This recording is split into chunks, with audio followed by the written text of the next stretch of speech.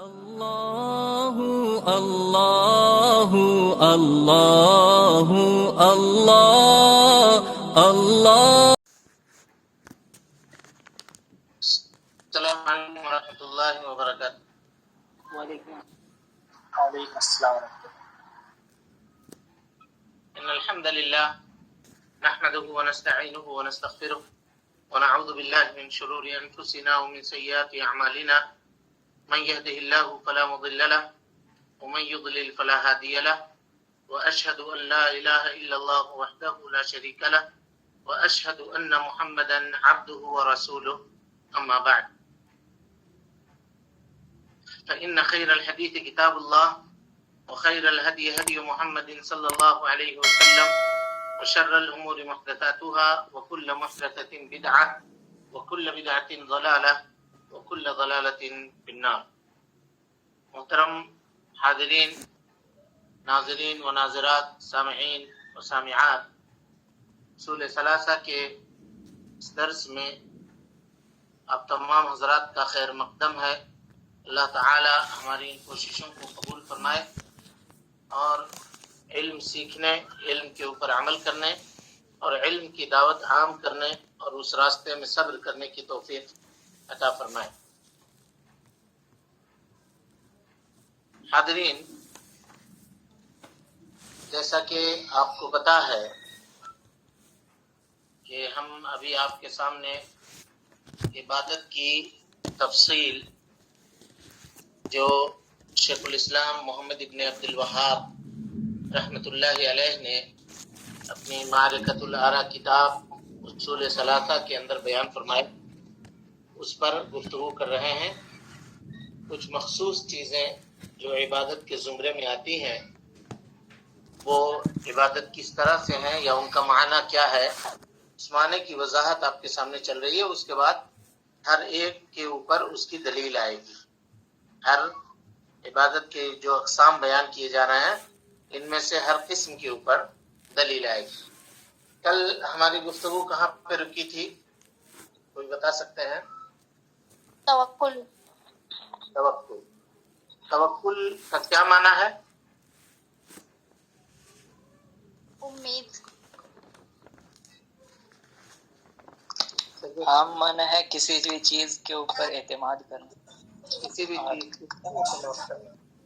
اور اس کا عبادت کی معنی میں کسی کام میں اسباب کو اپناتے ہوئے آدمی کو معاملے کو انجام اللہ کے اوپر چھوڑ دینا، اللہ رب العالمین کے اوپر چھوڑ دینا. کسی بھی معاملے میں اسباب کو اختیار کرنے کے بعد اس کے نتیجے اور اس کے انجام کو اللہ رب العالمین کے حوالے کر دینا. اللہ رب العالمین کے اوپر مکمل صدق دل سے بھروسہ کرنا، یہ توکل ہے. اور توکل جو شرعی معنی میں توکل جو عبادت ہے اس کا یہ معنی ہے. کل گفتگو ہو رہی تھی اسباب کے تعلق سے، تو ہم نے یہ بتایا تھا کہ سبب پیدا کرنے والا بھی اللہ رب العالمین ہے اور اللہ تعالی کے حکم سے ہی سبب کارگر ہے. سبب کی ذات ہی خود بخود ہم کو فائدہ نہیں دے سکتی جب تک اللہ رب العالمین کا حکم اس کے اوپر نہ ہو. ورنہ دوا شفا کا سبب ہے یا نہیں ہے؟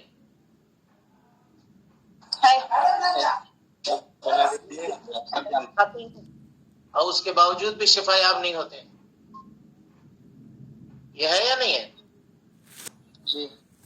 دوا اثر نہیں کرتی ہے تو دوا یہ سبب ہے شفا یابی کا، لیکن دوا اسی وقت اثر انداز ہوگی، دوا اسی وقت اپنا کام کرے گی جب اللہ رب العالمین چاہے گا. جب اللہ رب العالمین چاہے گا. اس سلسلے میں ہم نے یہ کہا تھا کہ شیخ الاسلام ابن تیمیہ رحمۃ اللہ علیہ نے توکل کے پورے باب کو اپنے 3 جملوں کے اندر سمیٹ دیا ہے. وہ جملہ دیکھیے کتنا قیمتی ہے، اور اس کو اگر کوئی آدمی سمجھ گیا تو توکل کے اکثر مسائل وہ سمجھ جائے گا. کہتے ہیں شیخ الاسلام ابن تیمیہ رحمۃ اللہ علیہ، الالتفات الى الاسباب شرک فی التوحید. کوئی آدمی سبب اختیار کرنے کے بعد، التفات کے معنی اعتماد، سبب کے اوپر اعتماد کرتا ہے تو توحید باری تعالی میں وہ شرک کرتا ہے. الالتفات الی الاسباب، سبب کے اوپر اعتماد کرنا، شرک فی التوحید، توحید میں شرک کرنا ہے. اللہ رب العالمین کی توحید میں، توحید باری تعالی میں شرک کرنا ہے. سبب کے اوپر بھروسہ کرنا، سبب کے اوپر اعتماد کرنا. یہ ایک جملہ ہو گیا. ہاں، الالتفات الی الاسباب شرک فی التوحید، سبب کے اوپر بھروسہ کرنا یہ توحید میں شرک کرنا ہے. ومحو الاسباب ان تكون اسبابا نقص فی العقل، اور کوئی آدمی سبب کو سبب نہ مانے تو یہ اس کے عقل کی کمی کی دلیل ہے. عقل کی کمی کی دلیل ہے. مثال کے طور پہ زندہ رہنے کے لیے، کل ہم نے بتایا تھا زندہ رہنے کے لیے کھانا پینا ضروری ہے. کوئی آدمی یہ کہے کہ نہیں ہم اللہ پہ بھروسہ کر کے کھانا پینا چھوڑتے ہیں، اگر اللہ تعالیٰ کو ہم کو جلانا ہوگا تو جلائے گا. میری زندگی لکھی ہوگی تو ہم زندہ رہیں گے بغیر کھائے پیے. تو یہ ممکن ہے؟ نہیں. دنیا کیا کہے گی؟ اس کو کہے گی کہ یہ پاگل ہے. بھائی ایک کسان کھیتی کے موسم میں، بارش کے موسم میں کھیت میں ہل نہ چلائے، دانا نہ ڈالے، اور کھیتی کٹنے کا جب وقت آئے تو اس وقت بھی گھر میں بیٹھ کر کے انتظار کرتا رہے کہ کھیتی خود بخود کٹ کر کے ہمارے گھر میں آ جائے گی، تو کیا کہیے گا آپ اس کو؟ بیوقوف. کہ وہ اللہ کے اوپر بھروسہ کر کے بیٹھا ہوا ہے، یہ کہیے گا؟ کہ یہ کہیے گا کہ وہ پاگل ہے؟ جی. جی ہاں. تو کہا کہ وہ محو الاسباب ان تکون اسبابا، سبب سے انکار کرنا اور سبب کو نہ ماننا کہ وہ سبب ہے، نقص فی العقل، آدمی کے عقل کے کمی کی اوپر دلالت کرتی ہے. والاعراض عن الاسباب، اور سبب سے اعراض کرنا بالکلیہ، قدح فی الشرع، شریعت کے اندر جرح کرنا ہے، شریعت کو نقصان پہنچانا ہے، شریعت کو نہ ماننا. اگر کوئی آدمی سبب کا انکار کر دے، مثال کے طور پہ کوئی آدمی بیمار پڑے اور کہے کہ نہیں ہم دوا نہیں کھائیں گے، اللہ کے اوپر بھروسہ ہے ہم کو، اللہ تعالیٰ ہم کو ٹھیک کر دے گا، تو اب کیا کہیے گا اس کو؟ کہ وہ شریعت کے اوپر عمل کر رہا ہے؟ ہاں، نہیں کر رہا ہے. دوا کروانے کا حکم دیا ہے اس کو کہ آپ اگر بیمار پڑے آدمی تو دوا کرے، ڈاکٹر کے پاس جائے، علاج کروائے، اور ڈاکٹر نے جن چیزوں سے بچنے کا کہا ہے ان چیزوں سے بچے، جن چیزوں کے کرنے کا حکم دیا ہے ان چیزوں کو کرے، تب جا کے وہ کارگر ہوگی. اور اللہ کے اوپر صدق اعتماد رکھے، بھروسہ رکھے. یہی توکل کا معنی ہے. یہی 3 لفظوں کے اوپر سبب اختیار کرنا ہے، سبب کے اوپر اعتماد نہیں کرنا ہے، بھروسہ نہیں کرنا ہے. سبب اختیار کرنے کے بعد اللہ رب العالمین کے اوپر بھروسہ کرنا ہے کہ اللہ رب العالمین اگر چاہے گا تو اس سبب کو کارگر بنائے گا اور اس سبب کا جو نتیجہ ہے وہ ہم کو حاصل ہے. اور اگر اللہ رب العالمین نہیں چاہے گا تو سبب اختیار کرنے کے باوجود بھی آدمی کو فائدہ حاصل نہیں ہوگا. سمجھ میں آ گئی یہ بات؟ پورے طور پہ جی. اب کل ہم نے یہ گفتگو کیا تھا کہ سبب اختیار کرنے کے باوجود کچھ لوگ یہ کہتے ہیں کہ چلو اب جب سبب اختیار کر لیا تو اب کچھ بھی کر سکتے ہیں، سامنے آ جا سکتے ہیں. تو نہیں، یہ بھی عقل کے اندر کمی کے اوپر دلالت کرتی ہے، کیونکہ اس کی دلیل ہم نے دی تھی کہ شہادت کا درجہ اتنا بڑھا ہوا ہے، باوجود اس کے اللہ کے نبی صلی اللہ علیہ وسلم نے کہا کہ تم لوگ کبھی بھی دشمن سے ملاقات کی دعا مت کرو. ہاں اگر ملاقات ہو جائے تو پھر پیچھے ہٹنے کی ضرورت نہیں ہے، کوئی خواہش تمنا نہ کرے بیماری کے. اسی لیے نبی صلی اللہ علیہ وسلم نے کہا فر من المجزوم، کوڑ زدہ شخص کو دیکھو تو بھاگو، کما تفر من الاسد کسی شیر کو دیکھ کر کے بھاگتے ہو. لا یورد الممرض علی المصح. کوئی آدمی اگر بیمار ہے اور کوئی ایسی بیماری اس کو لگی ہوئی ہے جو بیماری پٹتی ہے یا پھیلتی ہے، تو اس بیمار شخص کو کسی صحیح آدمی سے ملاقات کرنے کی اجازت نہیں دی ہے شریعت نے کہ مت جاؤ. سمجھ میں آ رہی بات؟ بیماری کا دینے والا اللہ ہے، لیکن بیماریاں متعدی ہوتی ہیں، اور بیماریاں اس وقت متعدی ہوتی ہیں جب اللہ رب العالمین چاہتا ہے. اگر اللہ نہیں چاہے گا، ہماری تقدیر میں نہیں لکھی ہوگی، تو وہ چیز نہیں ہوگی. لیکن بچنے کا حکم ہم کو ہے، ہم بچیں گے، ہم اسباب اختیار کریں گے. سمجھ میں آ گئی بات توکل کی؟ جی جی. اور اگر کوئی آدمی قدرت رکھنے کے باوجود سبب کو ترک کر دیتا ہے، مثال کے طور پر کہیں بیمار ہے، کوئی ڈاکٹر نہیں ملا، ایسی جگہ پہ ہے جہاں کوئی ڈاکٹر نہیں ہے، یا ڈاکٹر ملا تو دوا نہیں ہے.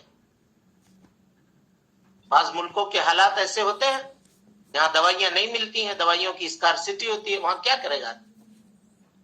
نہیں کر سکتا. لیکن دوا موجود ہے، ڈاکٹر موجود ہے، سب کچھ موجود ہے، اس کے باوجود ہم نہیں جا رہے ہیں کہ ہم اللہ پہ بھروسہ کیے ہوئے ہیں، تو یہ چیز مذموم ہے.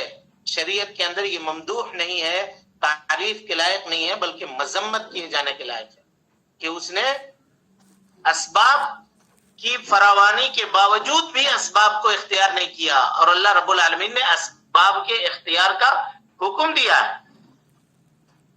تو اگر کوئی آدمی سبب اختیار کرتا ہے، مثال کے طور پہ ویکسین لگاتا ہے، ایک مثال دے رہا ہوں آپ کو، بیماری سے بچنے کے لیے، تو اس کو یہ نہیں کہہ سکتے کوئی، یا کسی کا یہ کہنا کہ تم کو اللہ کے اوپر بھروسہ نہیں ہے.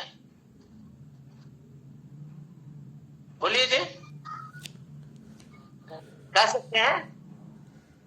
نہیں. نہیں کہہ سکتے، کیونکہ سبب ہے، اور اللہ رب العالمین نے سبب کو اختیار کرنے کا حکم دیا ہے. جیسے نبی صلی اللہ علیہ وسلم کی روایت ہے، آپ صلی اللہ علیہ وسلم نے فرمایا، اب کوئی آدمی یہ کہے کہ ابھی تو بیماری نازل نہیں ہوئی ہے، ابھی تم بیمار نہیں ہوئے ہو، ابھی سے کیوں انجیکشن لگا رہے ہو، مستقبل میں جو ہوگا اللہ رب العالمین دیکھے گا. نہیں، اس کی دلیل موجود ہے. نبی صلی اللہ علیہ وسلم نے فرمایا، من سبح بسبع تمرات من عجوى المدینہ، جو بھی کوئی شخص مدینہ کے 7 عجوہ کھجور کو صبح اٹھ کر کے کھائے گا، اس دن اس کو زہر اور جادو اس کے اوپر اثر نہیں کرے گا. تو کیا جادو ابھی اثر کر گیا تھا یا زہر اثر کر گیا تھا؟ نہیں کیا تھا. آپ نے ویکسین کے طور پہ وہ 7 عجوہ کھجور صبح میں کھانے کا حکم دیا. شریعت کے اندر اس کی دلیل موجود ہے، اور ایسا کرنا شریعت کے اوپر قدح نہیں ہے، شریعت کا یا توکل کا انکار نہیں ہے، یا اس بندے کے توکل کے اندر کوئی کمی واقع ہونے والی نہیں ہے. سمجھ میں آ گئی بات؟ جی جی. اب آگے آئیے، اس کے بعد ہے توکل کے بعد کیا ہے؟ رغبت. رغبت. رغبت کس کو کہتے ہیں بتائیے؟ اردو میں ہم لوگ بھی استعمال کرتے ہیں. کسی کی طرف متوجہ ہونا. ہاں، رغبت متوجہ ہونا. انٹینس. رغبت کا معنی ہے کسی چیز تک پہنچنے کی محبت کا اظہار کرنا. جو چیز ہمارے نزدیک محبوب ہے، اس تک ہم پہنچنا چاہیں، اس کو ہم حاصل کرنا چاہیں، اس کو ہم پانا چاہیں، یہ ہے رغبت. اور رغبت جو عبادت ہے وہ یہ کہ اللہ رب العالمین کے حکموں کو بجا لا کر کے جنت کی طلب رکھنا، جنت کی امید رکھنا، یا جنت تک پہنچنے کی کوشش کرنا، یہ رغبت ہے. اب اس کے بعد آئیے، رغبت کے بعد رہبت. رہبت. رہبت کا معنی کیا ہے، کوئی بتائے؟ ڈر. ڈر اور بولیے خوف.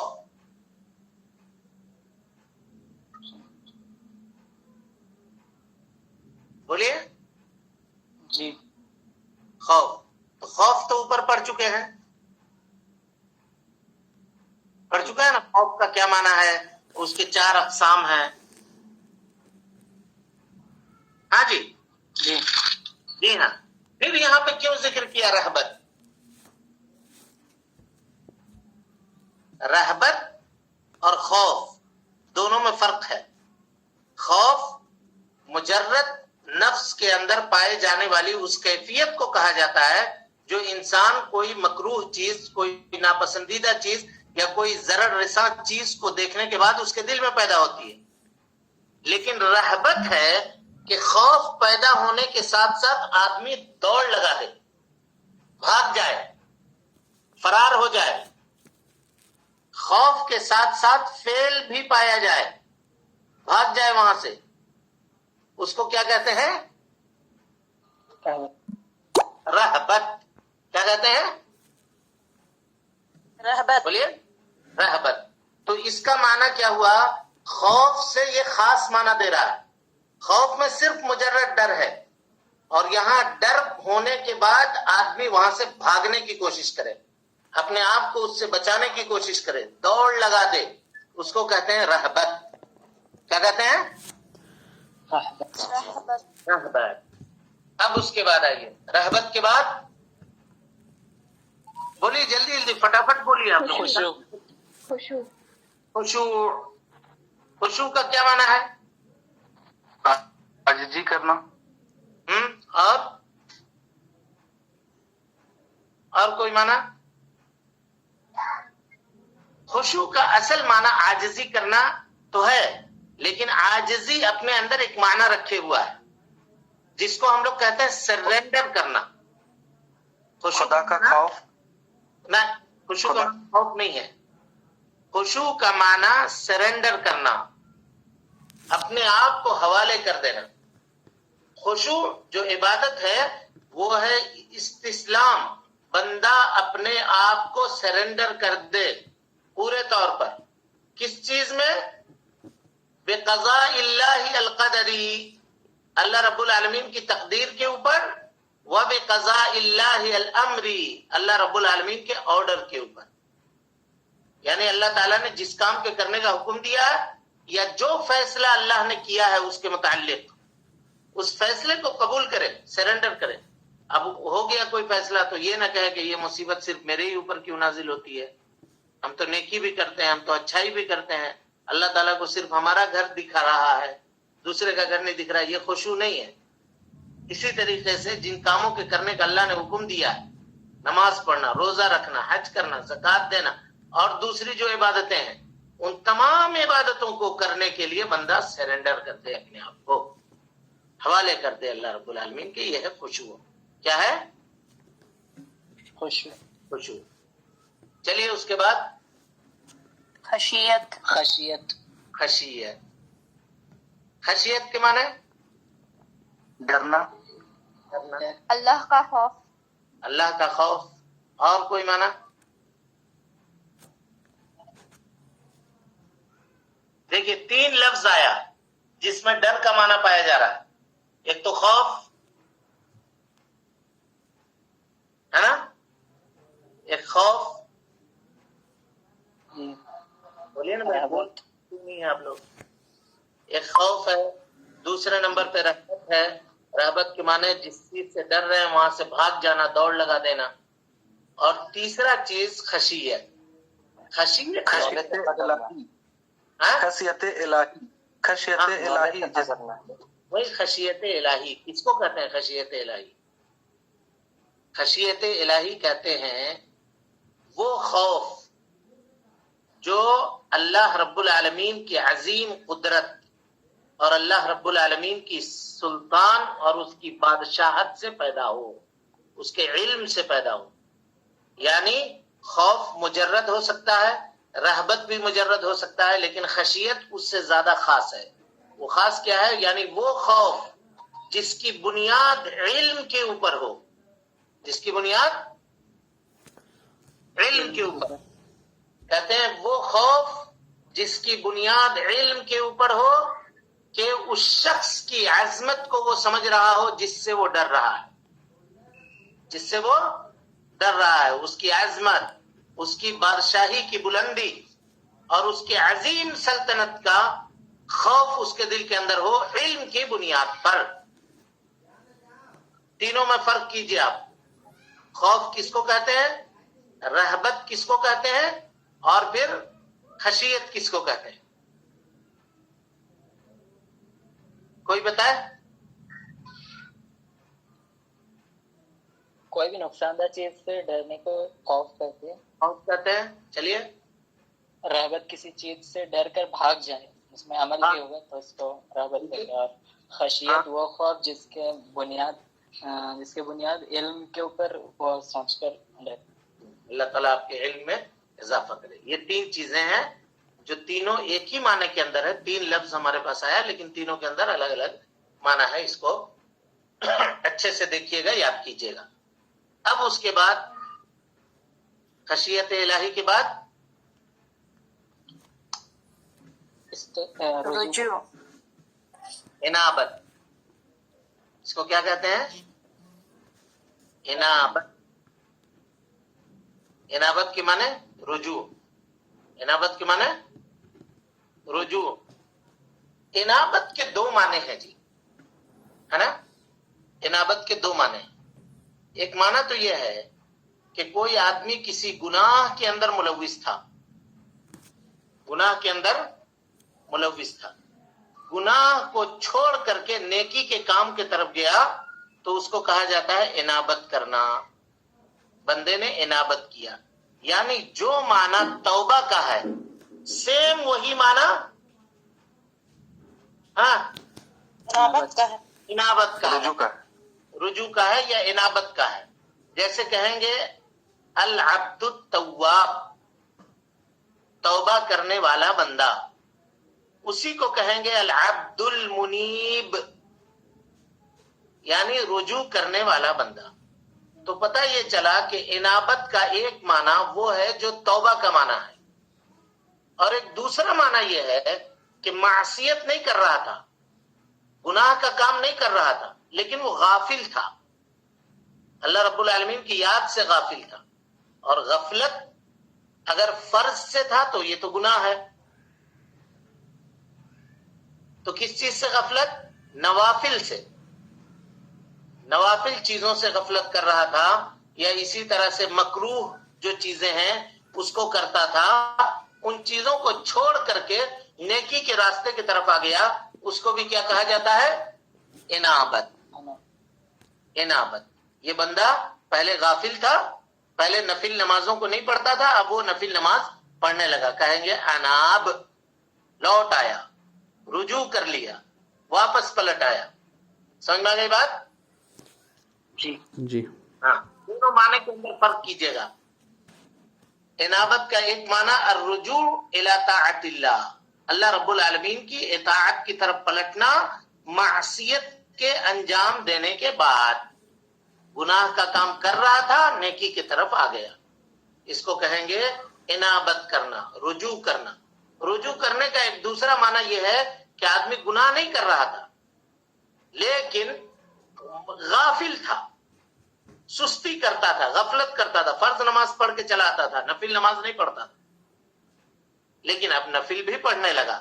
تو کہیں گے اناب, یہ بندہ رجوع کر گیا, یہ بندہ لوٹ آیا, اللہ رب العالمین کی طرف آ گیا.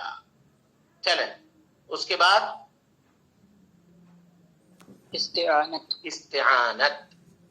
استعانت کے معنی جی مدد کرنا, مدد طلب کرنا. مدد کرنا نہیں, مدد طلب کرنا. یہ عام معنی ہوا اس کا, مدد طلب کرنا. لیکن استعانت جو عبادت ہے اس کا کیا معنی ہے؟ اللہ سے طلب معانت. طلب معانت. بولیے بولیے. طلب معونت, معانت نہیں. سوری, جلدی کیجئے, آج ختم کرنا ہے یہ سب کو, پھر کل سے دلیل پڑھیں گے ہم لوگ انشاءاللہ. اللہ رب العالمین سے مدد طلب کرنا. مدد کی خواہش.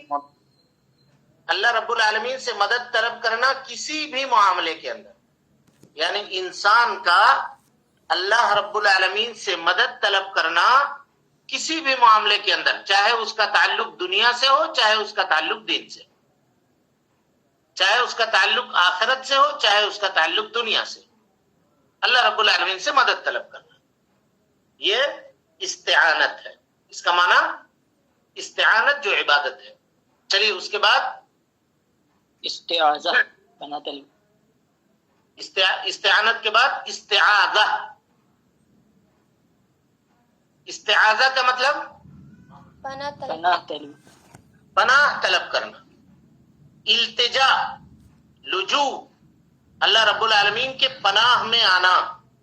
وطلب الحمایت من المکروہ، اور کسی بھی ناپسندیدہ چیز سے حمایت اور بچاؤ طلب کرنا اللہ رب العالمین سے. یہ اس کا عام معنی ہوا، کسی بھی ناپسندیدہ چیز سے بچاؤ طلب کرنا، یہ استعاذہ کا معنی ہوا. اور استعاذہ جو عبادت ہے اس کا معنی یہ ہوا کہ اللہ رب العالمین کے جانب پناہ اختیار کرنا کسی بھی ناپسندیدہ چیز سے بچنے کے لیے.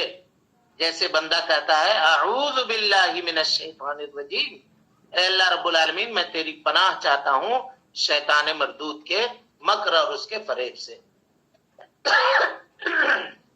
یا شیطان مردود سے پناہ چاہتا ہوں. اس کے بعد استعاذہ کے بعد استغاثہ. استغاثہ. استغاثہ کا کیا معنی ہے؟ مصیبت کے مدد وقت مدد طلبی کرنا. مصیبت کے فریاد وقت. کرنا. یہی فرق ہے جی باریک، استعانت اور استغاثہ. استعانت کے معنی بھی مدد طلب کرنا، لیکن استعانت عام وقت میں بھی کر سکتے ہیں آپ. لیکن استغاثہ جو ہوگا، غوث، وہ اس وقت ہوگا جب مصیبت نازل ہو جائے.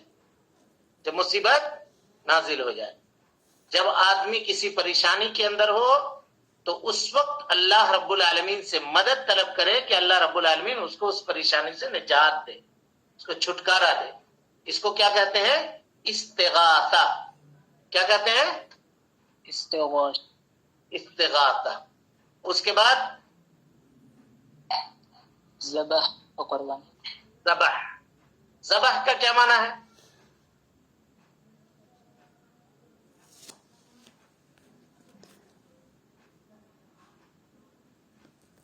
ہاں اللہ کے لیے ذبح کرنا. ہاں ذبح کرنا، لیکن ذبح کا معنی بتانا پڑے گا نا. گردن کا. گردن کاٹنا.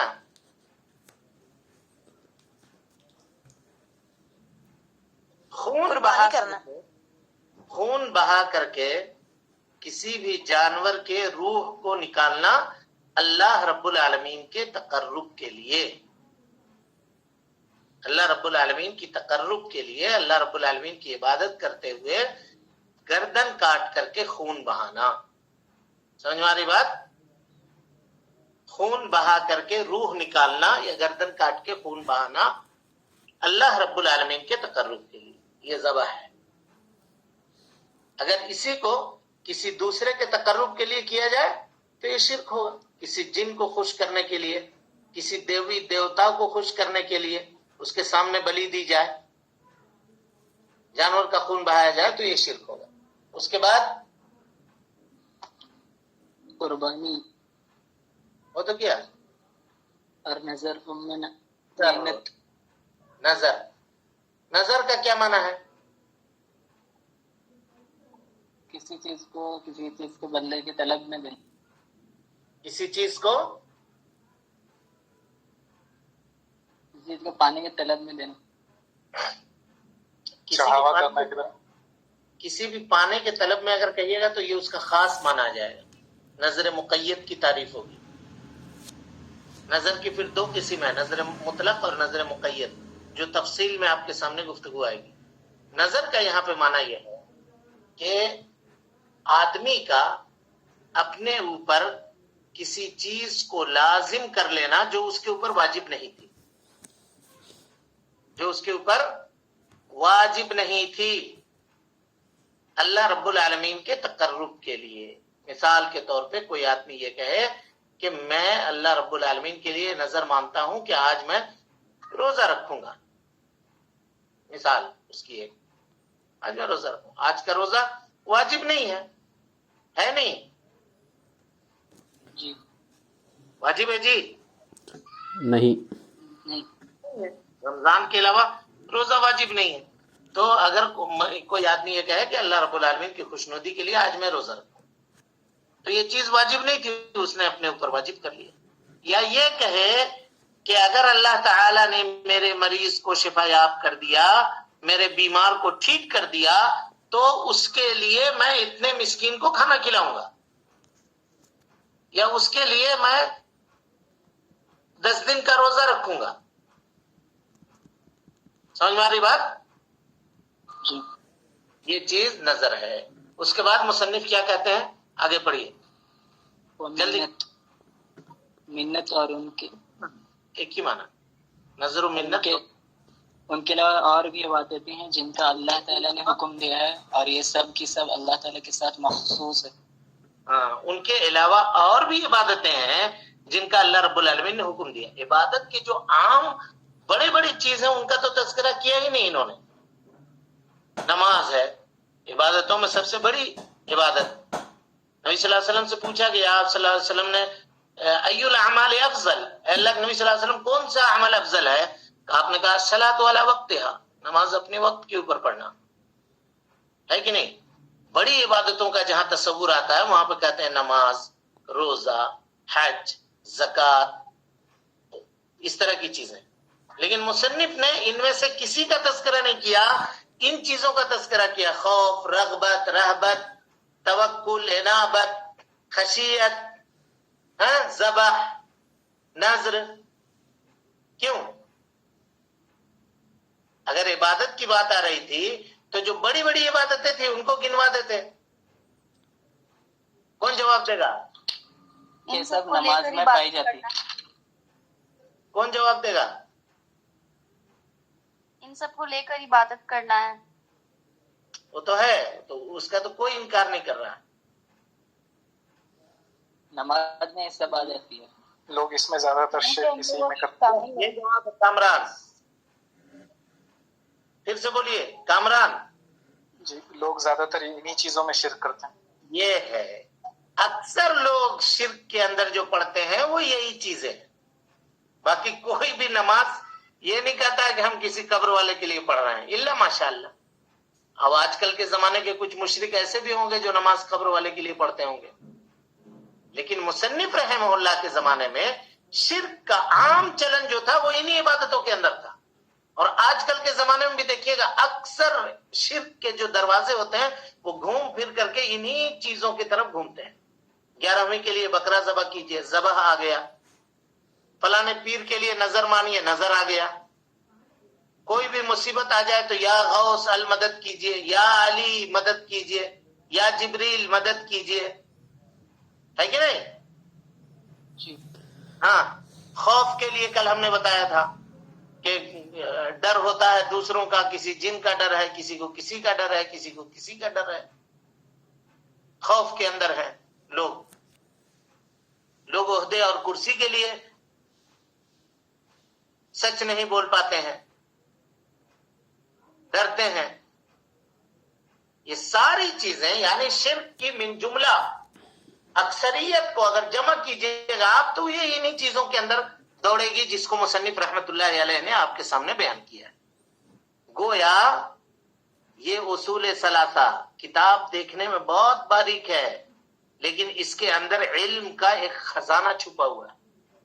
سوچ سمجھ کے اگر کوئی آدمی اس کو دل جمعی کے ساتھ، پورے دلچسپی کے ساتھ اگر پڑھ لے گا تو اللہ رب العالمین کے فضل اور اس کے کرم سے علی الاقل وہ توحید کے اوپر تو مضبوط ہو جائے گا، اور شرک کے جو دروازے ادھر سے ہوتے ہیں وہ بند ہو جائیں گے انشاءاللہ اللہ کی توفیق اور اس کے فضل سے.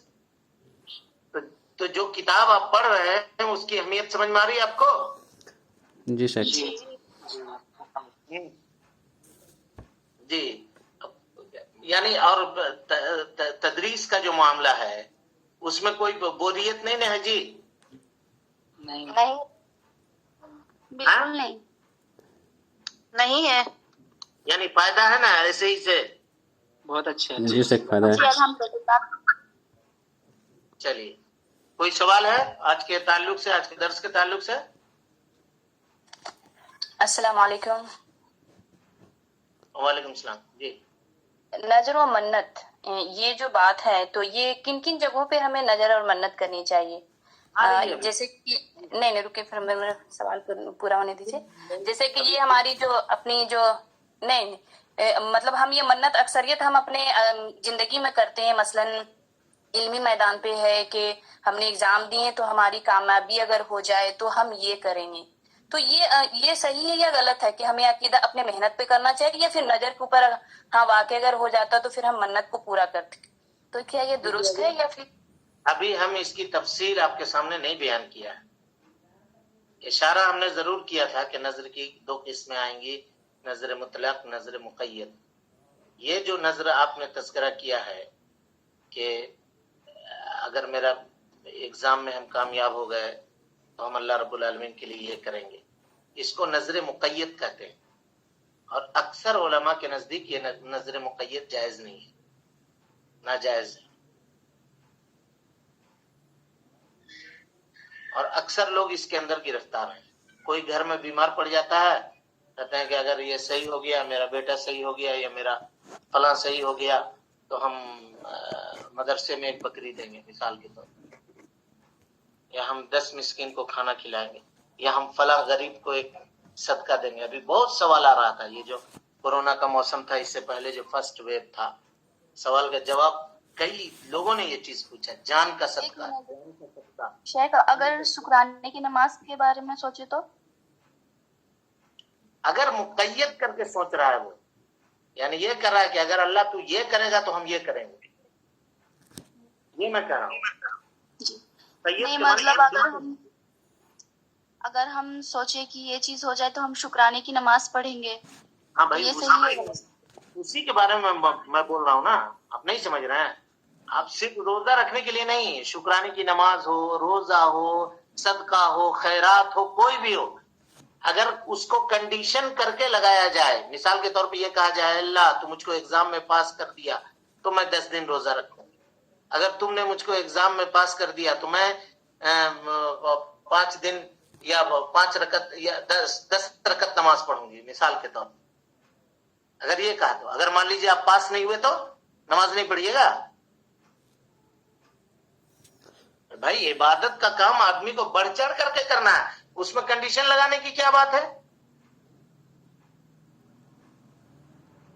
سمجھ میں آ رہی بات کہ نہیں آ رہی ہے؟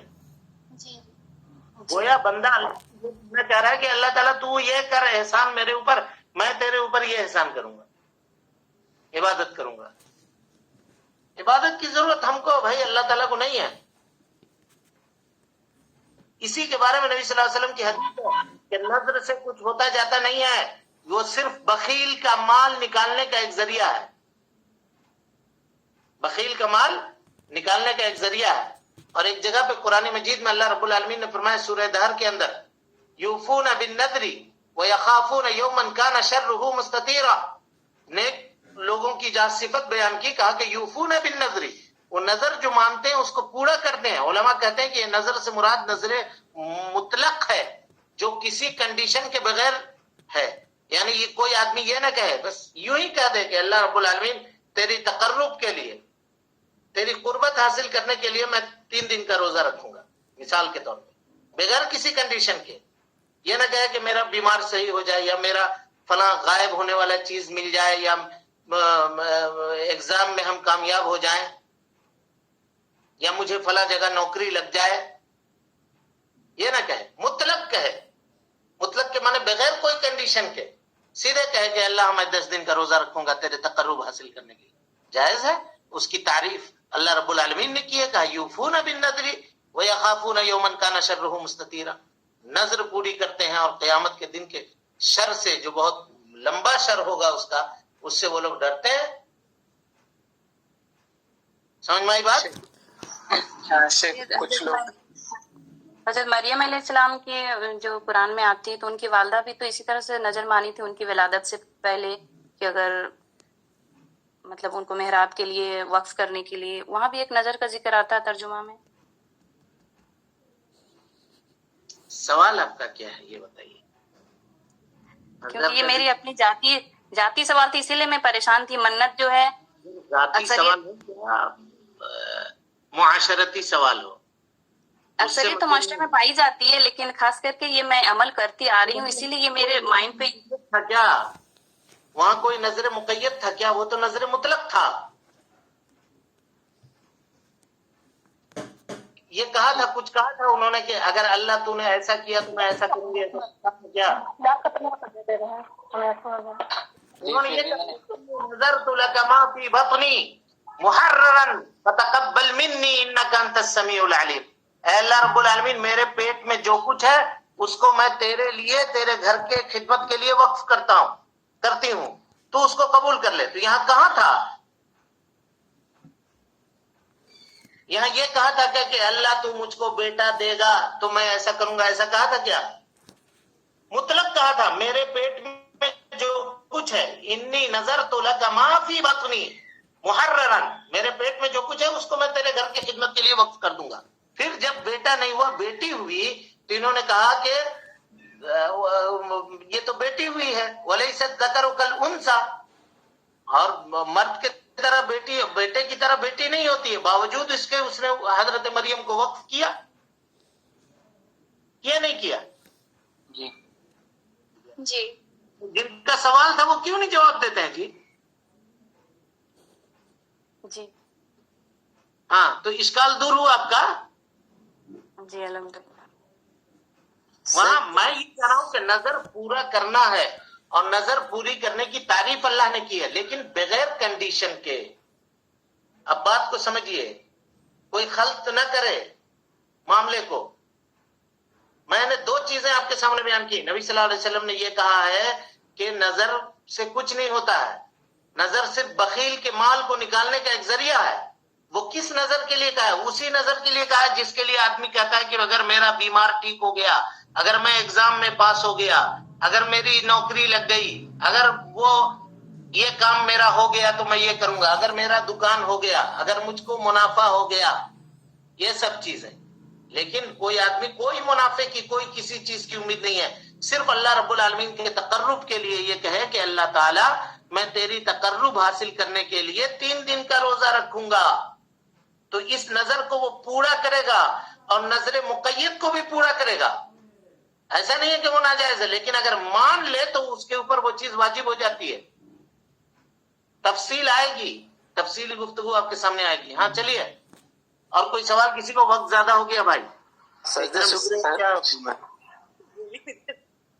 جی سجدہ شکر جو آدمی کرتا ہے کوئی چیز کام ہو جانے پر، اس کا کیا حکم ہے؟ سجدہ شکر آدمی کرتا ہے نا جی، جیسے کچھ کام ہو گیا سجدہ پہ جائے. وہ نظر مان کے کرتا ہے جی. نہیں نظر تو نہیں مانتا، جب کچھ خوشی کا موقع آتا ہے تو ہاں تو کرے گا سجدہ. ویسے ہی شیخ، اگر کوئی بیمار پڑا ہوا ہے اور کوئی نظر کسی نے مانا نہیں ہے، بس بیمار ہے کوئی، اس میں جیسے کوئی ٹھیک ہو گیا تو ٹھیک ہونے کی خوشی میں اگر کوئی عبادت کر لے تو وہ مطلق میں آئے گا. کر سکتا ہے، ایسا کر سکتا ہے، لیکن یہ نہ کہے، مطلق یہ نہ کہے. ارے بات چل رہی ہوتی ہے ایک وادی میں، آپ لوگ دوسرے وادی میں کیسے چلے جاتے ہیں جی؟